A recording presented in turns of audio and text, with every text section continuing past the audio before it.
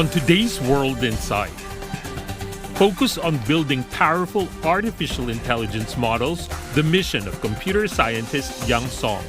So how can cutting-edge AI models work for everyone? And the significance of dialogue among scientists, in the words of Shigefumi Mori, the former president of the International Mathematical Union.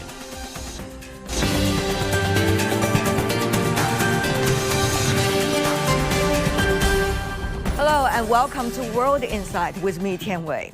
From theories to applications, AI is developing really fast. Yang Song is both a witness and a player that have helped to make history.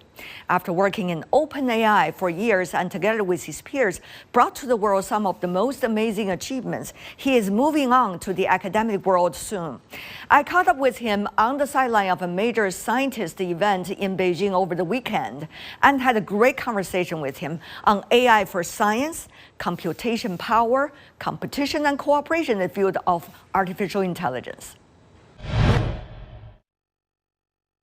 Mr. Song, so good to see you in Beijing. Yeah, nice to see you too. I mean, when you look at the AI, it's both developing so fast in theories and also in applications. For someone like you, who are now still in the private sector, on the front line, shall we say, quote unquote, how much urgency do you have for innovation every day, and especially on the projects you're working on right now? Yeah, so I feel to some extent AI research is very similar to physics research.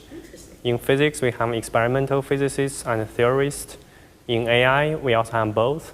But one difference maybe in AI is actually much easier to do experiments. With all the GPUs and coding, things can give us results very quickly. So I feel in the field of AI, theory and practice actually has an even tighter connection than maybe physicists do. So in our everyday life, we try to think of a new theory to explain our observations of experiments that we ran maybe a week ago, and then try to improve those experiments with our insights from theoretical models. So I feel we live with both theory and practice essentially every day. Yeah. And I'm thinking, how are you going to use your time every day? There are so many things going on all at the same time, all the latest. How to digest this so that you can get nurtured on the things that you are doing and stay always on top? I think the secret may be just talking to people. Like there are numerous papers published every day, but not all of them are worthy of your time to read. But if you are together with lots of colleagues and friends who share the same interest, then people will filter these papers for you, and important results will reach you much quicker through your connections, network. So I think that's the importance of having a great community. What about peer competition? Peer competition. I feel when people are mission aligned, we don't really care that much about peer competition. The only goal is to push the frontier of AI. If someone else makes some contributions, we just cheer for them and we get inspirations from their approaches. We can also make our own contributions. So it's very important to have a collaborative environment rather than competitive environment. Yeah, has that changed since 2 years ago? I mean, we all remember the moment when OpenAI made some of the most outstanding both discoveries and approaches.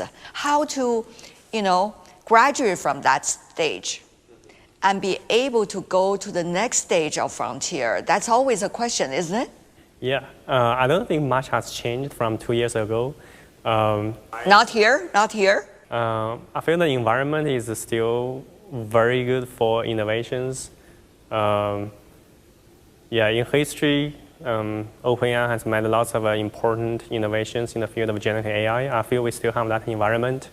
We still have that collaborative working environment and culture. So yeah, I feel like that might be the secret recipe for the success of a lab like that.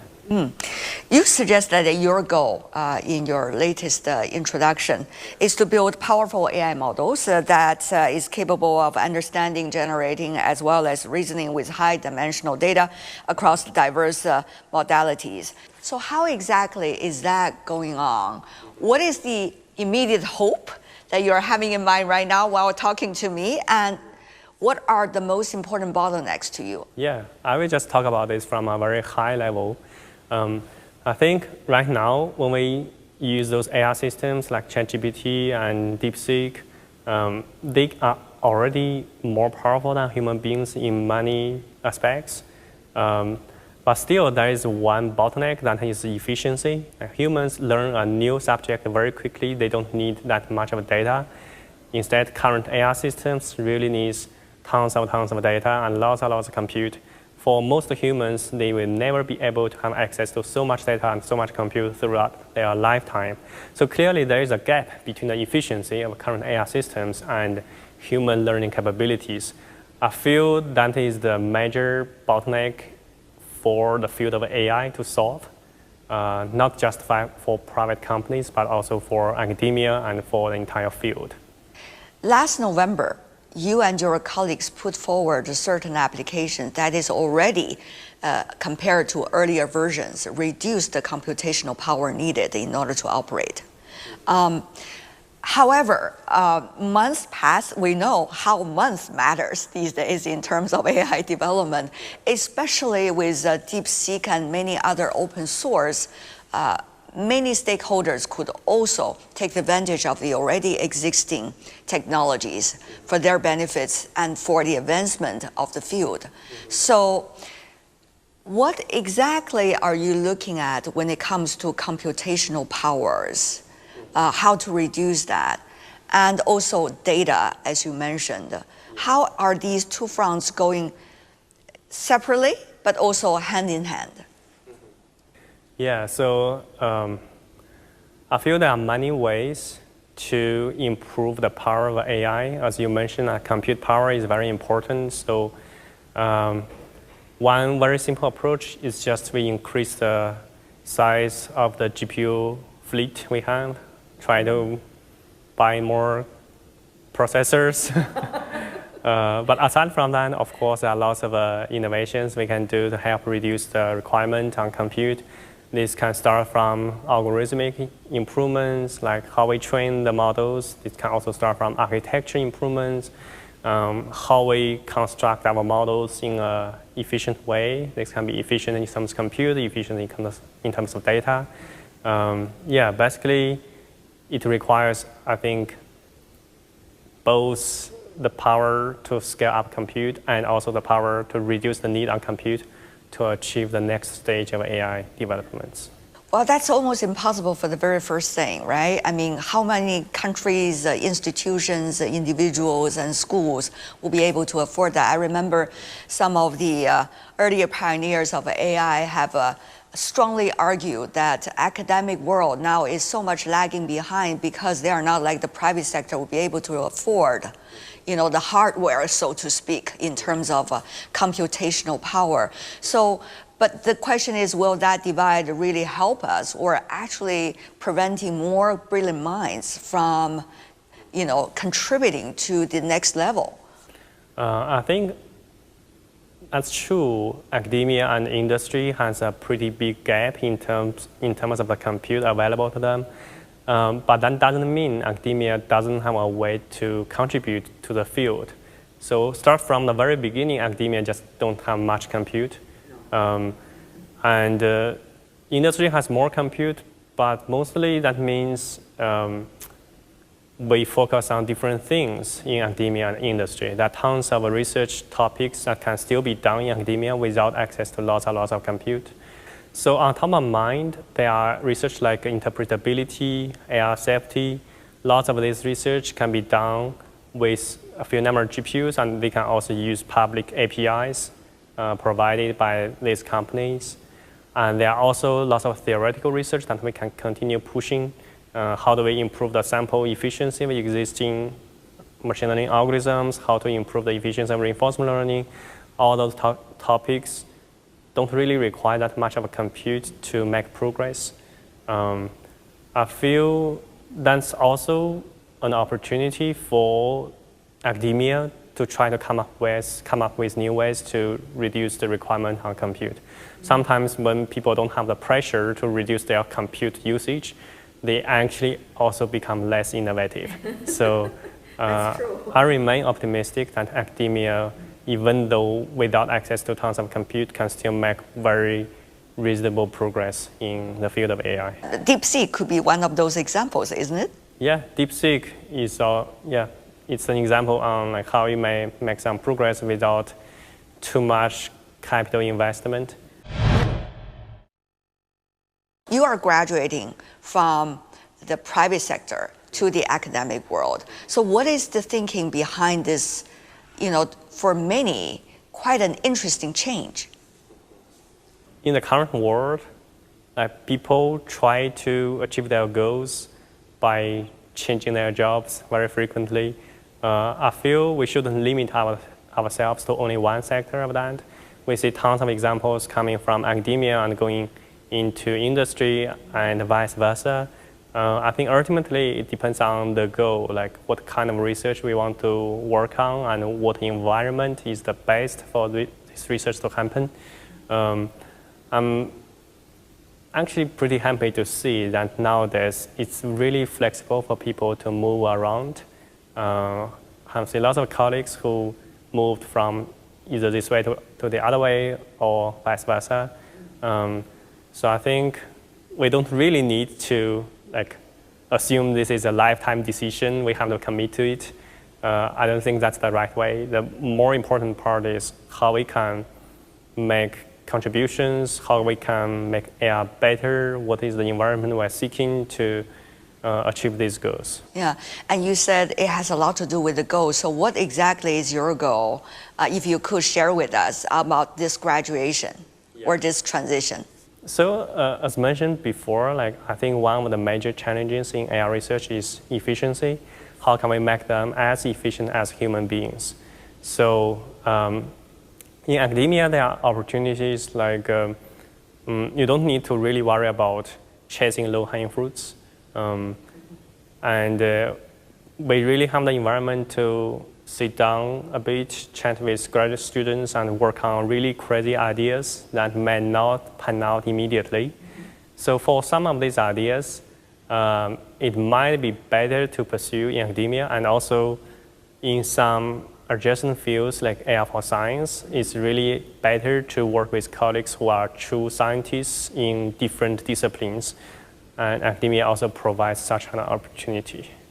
Having said that, though, how do you see the discussion these days about issues like open source or vice versa?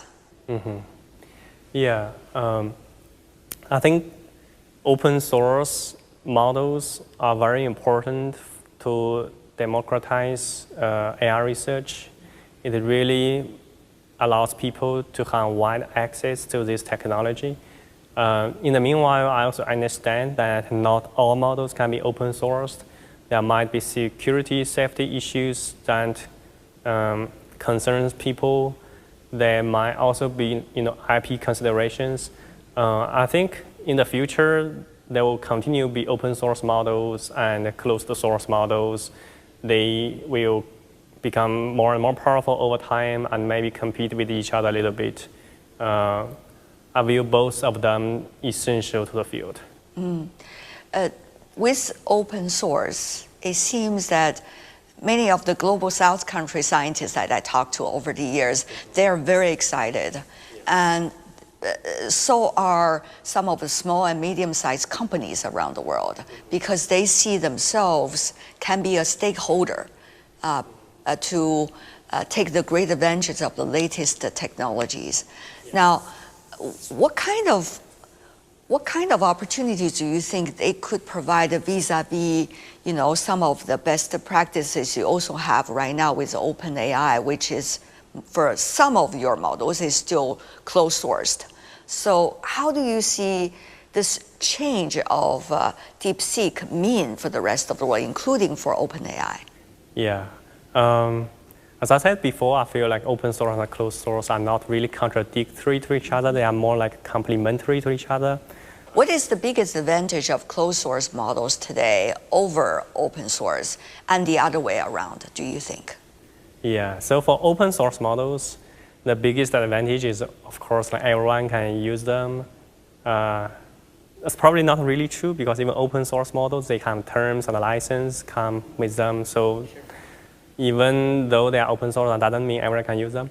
But at least compared to closed source models, that's one big advantage.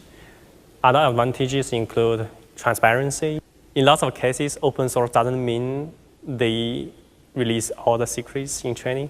Usually it's just a model come with weights, but that doesn't mean they will tell you what data the model was trained on and how much compute it was trained with.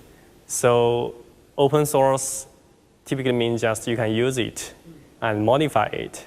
It doesn't reveal all the knowledge from it. But still, that's one big advantage. I think the disadvantage of open source models is that for open source models, usually because the company that released these models do not capture all the benefits of it, that means such models may also receive less investments. Great to learn. And also, having said that, though, we understand that you are doing something about AI for science. We see both sides of the story. On the one hand, AI's development is contributing to the technological development and scientific development in so many different fields, and while the others also contribute to the inspirations of AI as to how it will be used. So what is the stage we are at now?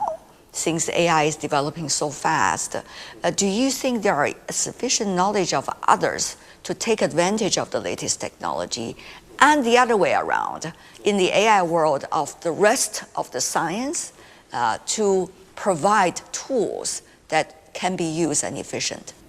Yeah, so AI for science as a field obviously doesn't have a long history, but it has already shown lots of promise. The Nobel Prize this year or last year was awarded to DeepMind for their AlphaFold work. This is a very good example of how AI can benefit science. AlphaFold, for example, uses diffusion models, which is one of the core AI techniques that we were working on during the past few years. And there are also other types of approach that can leverage AI techniques. I have colleagues in Caltech who were using diffusion models, for example, to help capture the pictures of black holes, and not only that, also capture videos of black holes. So those type of things can be said as impossible without latest AI techniques. Yeah. Literacy of AI for the public is so crucial. And yet, we see lack of resources, lack of commitment, even though it has been talked about for a long time. So, Yang, if I borrow your advice, what is the best way? And as an engineer, how do you see the AI field could come up to help and support? I think existing AI approaches are already good enough for education. People who want to learn more about AI or any other topic, they can just ask DeepSeek or ChatGPT and to have a very quick and helpful explanation on any topic they want to learn more.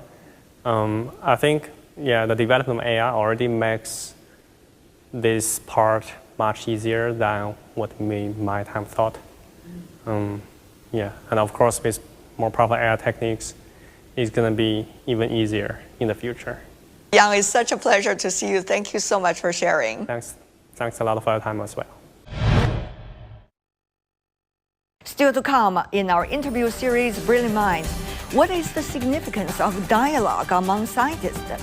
Shigefumi Mori, former president of the International Mathematical Union, shared his answer with us.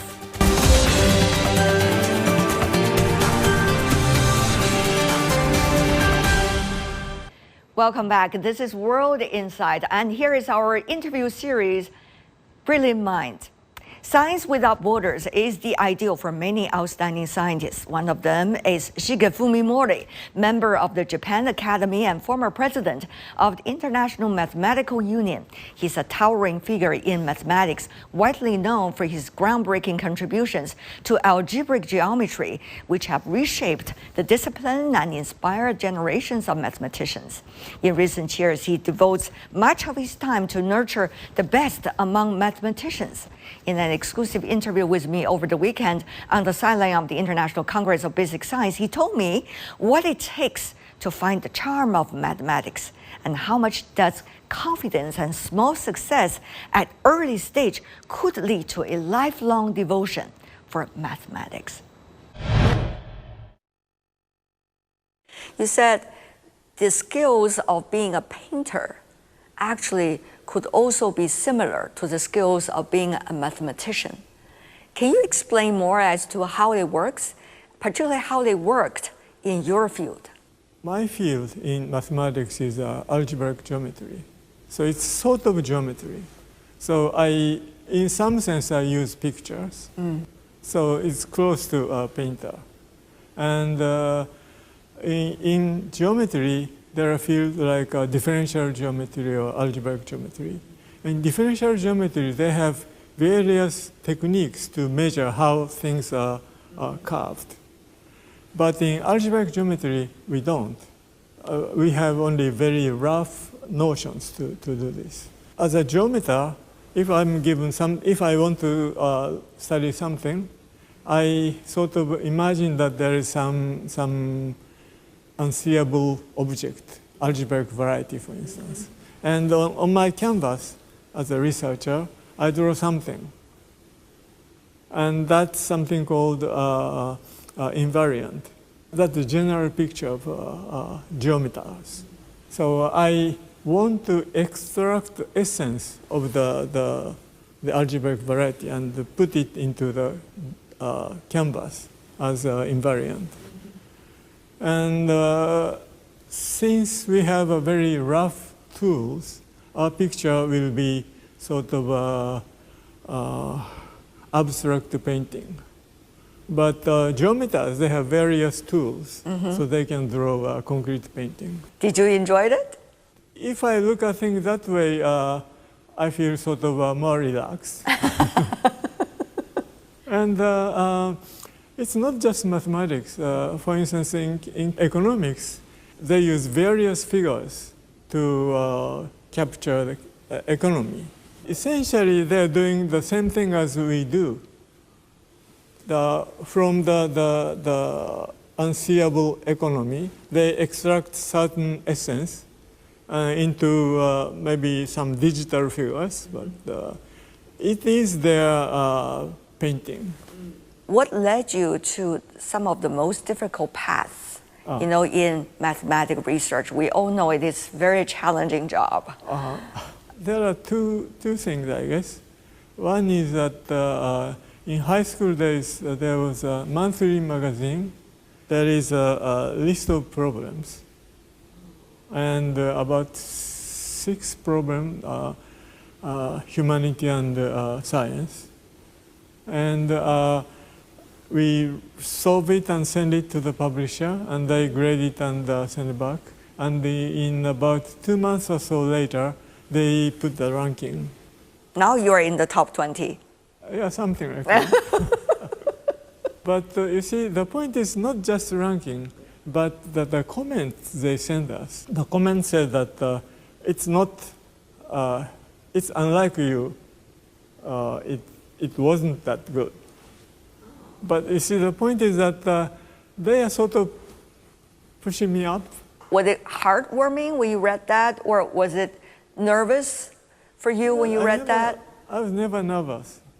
I was really curious and want to solve the problem. Yeah, and for another occasion, I sent up an answer without thinking that it's that much good, but their comment was that this was great, and although it's not a full mark, I put you in the top. Right. So an experience like that during the growing up age had tremendous impact on you. That's right, yeah. There was another story. I was reading a book on mathematics, and there was some phrase, some number pi, or some number called e, some special number. Yes. The book said that it's some sort of transcendental number, some number. And I was very curious, and I wanted to see the proof. And I was in high school, and I went to the library and spent the whole day to look for the reference, high school mathematics. Still, it solved a couple of thousand years old problem. Interesting. Yeah, and the proof was really, really nice. It's really vivid. What is vivid to a mathematician? To prove that something, it's about, it's saying that some equation cannot hold by putting any arbitrary coefficients, integer coefficients. Still, it cannot hold. And how to prove it? They say that they explain the idea. Multiply some number and divide this into two parts, integer parts and non-integer parts. And non-integer parts can be arranged to be really, really tiny, and the integer parts are not zero, but still very big, so something like that. If that happens, integer, non-zero integer, and the tiny number added cannot be zero. And that I understand, but whether such an arrangement is possible, I couldn't believe it. And it is possible. Yeah, they somehow found a way to do it by using high school calculus. So even a high school student like me could understand it. That was fantastic. So scientists, they need to believe in what they're doing. And also, especially when there's setbacks. Now, the world is changing very fast. And there are several concerns about basic science. For example, in some countries, government funding and societal support for basic science research has been sharply reduced.